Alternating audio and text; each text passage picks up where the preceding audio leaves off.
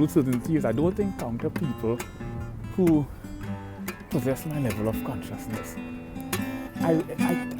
They pretend to be. How do I articulate this and put this into perspective without being perceived as incoherent? I need clarity in my cognizance, you know. It's what gives off the optical illusion, the three-dimensional optical illusion on a two-dimensional surface.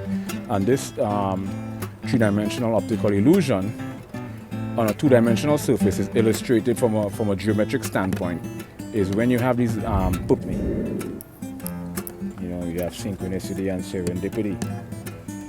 You know, synchronicity is when there's a correlation between mutually exclusive events or scenario, or a correspondence in event or occurrence in time, synchronicity.